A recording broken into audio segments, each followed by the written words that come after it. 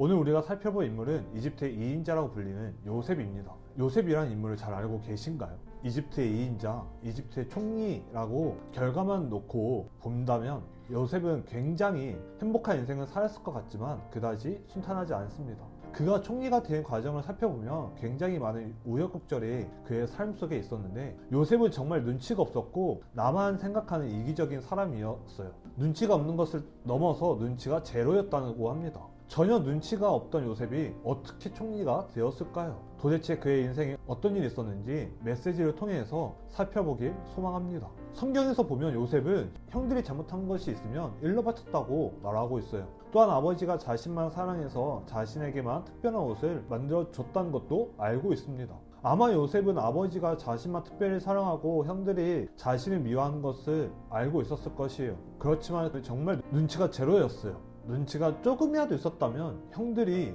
잘못을 해도 눈 감아주지 않았을까요? 그렇게라도 형들에게 점수를 따야 하는데 형들에게 자신의 옷을 입지 않겠냐고 물어보지 않았을까요? 여기만 봐도 정말 눈치가 없는데 눈치 제로를 평가받는 결정적인 장면이 나오게 돼요. 창세기 37장 6절과 7절에 요셉이 형들에게 말했다. 이 꿈 얘기 좀 들어봐요. 내가 꾼 꿈이라고요. 저기 우리가 밭 한가운데서 곡식단을 묶고 있었는데 내 곡식단이 얼마나 꼿꼿이 서는 것이 아니겠어요. 그러자 형들의 곡식단이 둘러서서 내 곡식단한테 엎드려 절하더라고요. 요셉은 정말 눈치가 없어도 너무 없죠. 요셉은 자신의 꿈을 형들에게 이야기를 합니다. 꿈의 내용을 당연히 형들에게 이야기할 수는 있죠. 그렇지만 그 꿈 내용이 형들의 곡식단이 자신에게 절한다는 내용, 즉 형들이 요셉에게 절하게 된다는, 또한 섬기게 된다는 내용이 이야기하고 있어요.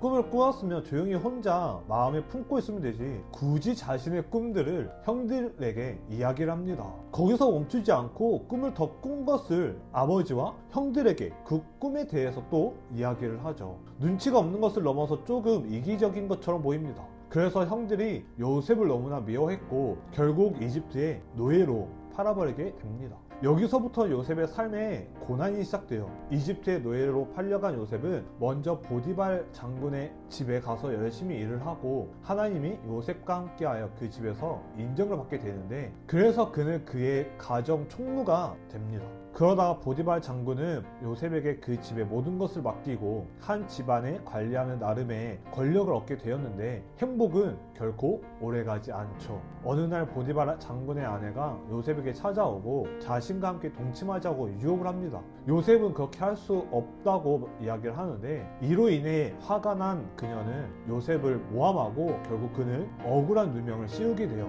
보디발 장군은 요셉을 감옥에 가두는데 한 집안을 관리하는 총무가 되어 숨통이 트이나 했는데 다시 고난과 역경을 겪게 되죠. 요셉은 그 감옥에서 인정을 받아 간수장이 요셉에게 감옥에서 일어나는 모든 일과 그 사람들을 맡기게 됩니다. 그리고 억울하게 감옥 생활을 하던 요셉에게 기회가 오는데 술 맡은 간원장, 떡 굽는 간원장이 꿈을 꾸게 된 것입니다. 그들은 바로의 술과 떡을 맡는 자들이었는데 어떤 잘못으로 인해 감옥에 갇히게 되었어요. 이들이 꿈을 꾸게 되었는데 그 꿈의 내용이 도저히 해석할 수 없다는 것이었습니다. 근심하던 중에 요셉이 근심을 보게 되었고 꿈으로 인해 근심하는 그들의 꿈을 해석해 주기로 합니다.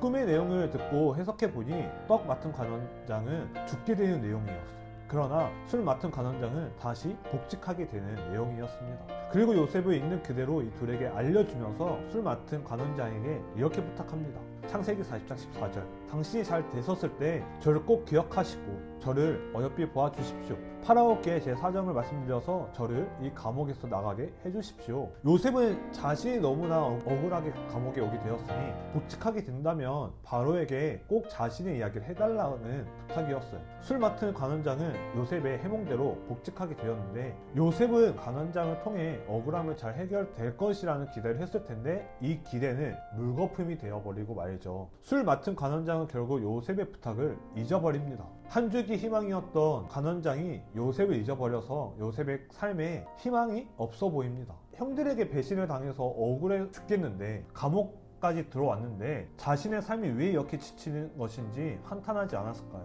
더 이상 희망이 보이지 않았던 요셉의 삶에 희망이 생기는데 바로 바로가 꿈을 꾸는 것이었어요. 바로가 꿈을 꾸는데 술 맡은 간원장이 자신의 꿈을 해석해 주었던 요셉을 바로에게 추천하고 요셉을 부르게 됩니다. 바로 앞에 간 요셉은 바로의 꿈을 아주 명쾌하게 해석하며 그 해석을 들은 바로는 요셉에게 말합니다. 40절과 41절입니다. 그러니 그대가 내 집을 맡아 돌보도록 하여라. 나의 온 백성이 그대의 말을 따를 것이다. 내가 그들보다 높은 것은 임금자리뿐이다.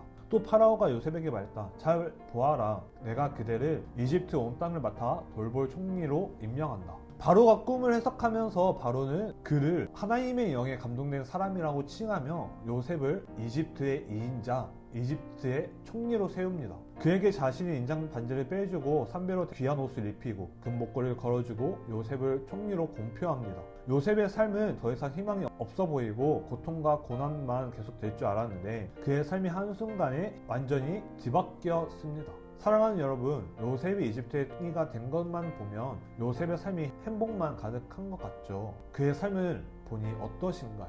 고통과 아픔이 그의 삶 가운데 있었습니다. 요셉에게 있어서 이집트의 노예 생활은 성장통의 시간이었습니다. 성장통은 키가 자라기 위해 반드시 겪어야만 하는 아픔입니다. 성장통을 겪을 때 너무 아프게 겪지 않고 키가 자라지 않았으면 좋겠지만 성장통을 겪고 키가 자란 뒤에 변화된 나를 바라보면 그 시간이 꼭 필요한 시간이었음을 깨닫게 됩니다. 요셉에게는 이 성장통의 기간이 이집트의 노예 생활이었어요. 하나님께서는 요셉을 이집트의 총리로 세우고 싶으셨습니다. 그러기 위해서 요셉의 성장되는 시간이 필요했고 이집트의 총리까지 자라기 위한 성장통이 요셉에게 필요한 것이었죠. 그 기간이 바로 이집트의 노예 생활이었던 것입니다. 모든 성장통이 힘들고 아픈 것처럼 요셉에게 애굽에서의 노예 생활도 마찬가지였어요. 아버지께 사랑받으며 곱게 자랐지만 종이 되었으니 얼마나 힘들었을까요? 형들에게는 배신당했기에 억울한 마음이 있었을 것이고 보딜발 장군의 집에서의 누명을 씌웠으니 너무나 억울했을 것입니다. 환관장이 자신을 잊었을 때는 분했을 것입니다. 성장통 기간 동안에 하나님께서 요셉을 변화시키셨습니다. 요셉도 모르는 사이에 요셉은 다른 사람의 마음을 헤아릴 수 있게 되었고 나만 보는 것이 아니라 타인을 바라보게 되었죠. 그렇게 총리가 된 요셉은 이 모든 기간에 눈치가 없던 내가 리더가 되기 위해 반드시 필요했던 시간이었음을 깨닫게 됩니다. 애굽에서의 노예 생활의 성장통이었던 것을 알게 된 요셉은 하나님이 나를 이곳에 먼저 보내셨다고 고백을 합니다. 그리고 너무나 아프고 힘든 기간이었지만 이 모든 것이 나를 리더로 세우기 위해 하나님의 계획이었다고 고백합니다. 사랑하는 여러분, 하나님께서 한 명 한 명을 향한 분명한 계획을 가지고 계십니다. 여러분을 만드시면서 하나님은 여러분을 통해 어떻게 하나님 나라를 이뤄가실지 계획하십니다. 그렇게 사용하시기 위해 하나님은 여러분들 훈련시키며 훈련이 때로 요셉처럼 고난과 어려움이 찾아옵니다. 성장통으로 찾아옵니다. 성장통의 기간 동안 우리 힘들지만 조금씩 자라나게 될 것입니다. 이 기간은 분명히 너무나 아프고 힘들 것입니다. 지금 성장통 겪고 있는 친구들이 있을 것입니다. 하지만 이 기간은 지나가는 성장통임을 기억하기를 원합니다. 요셉이 모든 시간을 지나 다음에 하나님의 계획이었다고 고백한 것처럼 여러분들도 분명히 고백할 것입니다. 모든 것이 은혜였다고 고백할 것입니다. 지금은 아프고 힘들지라도 성장통 끝에 성장시킬 하나님을 신뢰하며 나아가길 소망합니다. 하나님의 계획에 따라 놀랍게 쓰임받는 여러분 한 명 한 명이 되길 간절히 소망합니다.